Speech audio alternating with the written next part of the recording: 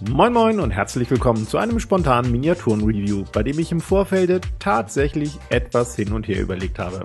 Denn üblicherweise bespreche ich auf diesem Kanal ja keine einzelnen Miniaturen oder das Figurensortiment eines Herstellers. Aber bei den physischen Bloodfields-Modellen von Titanforge spielen so viele Faktoren mit hinein, dass ich einen kurzen Testbericht definitiv angebracht finde. Und auch wenn es gleich ein paar sehr kritische Töne geben wird, soll dieses Video keinesfalls ein Gebäsche sein, sondern sachliche Kritik, die euch hoffentlich bei Kaufentscheidungen helfen wird. Alles begann mit meinem Besuch auf der Spiel 2021 in Essen, als ich am Stand von Titanforge die Miniaturen zu ihrem Spiel Bloodfields entdeckte. Zu Bloodfields gab es bereits 2 Kickstarter-Kampagnen, um vorwiegend digitale Fantasy-Druckdateien zu finanzieren. Bei der zweiten Kampagne wurden dann aber auch physisch produzierte Modelle mit angeboten. Dieser Kickstarter ist mit Stand Oktober 2021 zwar noch nicht ausgeliefert, allerdings verkaufte Titanforge an ihrem Messestand bereits einige dieser Miniaturen. Da all diese Modelle in professionellen Verpackungen daherkamen, vermute ich mal, dass es entweder schon die final produzierten Miniaturen sind oder zumindest eine erste Liefermenge. Aber wie gesagt, das ist nur meine Vermutung. Ich hatte mir neben einer Ork-Fraktionsbox noch einen großen Ork-Burschen sowie die 2-Spieler-Starterbox zu Bloodfields gekauft. Und auch 2 Freunde von mir hatten mit weiteren Boxen kräftig zugeschlagen. Daheim angekommen, stellten wir 3 allerdings Folgendes fest. Das vorwiegend verwendete Material ist eine Art hartes Gummi, also kein übliches Hartplastik oder Resin. Keine Ahnung, was es genau ist, uns ist jedoch keine Miniatur oder Hersteller bekannt, der so eine Kunststoffmischung vorher schon mal verwendet hätte. Es ist definitiv kein Brettspiel-PVC oder Reaper Bones Material. Ein paar wenige Modelle sind auch aus einem harten Resin gegossen. Und dieser große Bursche hier stammt eindeutig aus einem 3D-Drucker. Nervig bei ihm waren die gefühlten 100 Support-Reste. Die hatte ich allerdings schon größtenteils entfernt, bevor ich die Idee zu diesem Video hatte. Sorry also, dass sie nicht mehr im Detail zu sehen sind, aber ich denke, man kann hier und da noch ein paar Ansätze erkennen. Zurück aber zu den gummiartigen Miniaturen. Fast auf jedem meiner Modelle waren bzw. sind Gussgrate zu finden. Manche dezent, manche jedoch sehr deutlich ausgeprägt. Das Dumme daran, aufgrund des gummiartigen Materials lassen sich diese Gussgrate nicht wie üblich wegkratzen.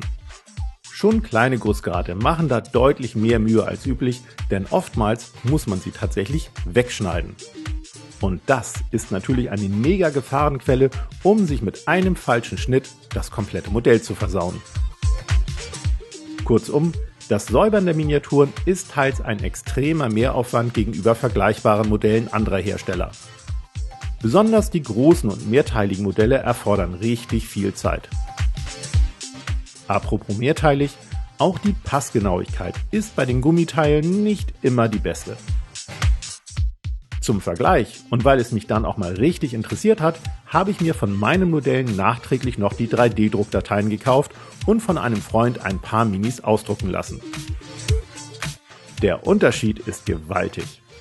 Zum einen bestehen viele der zuvor mehrteiligen Modelle jetzt nur noch aus einem Stück.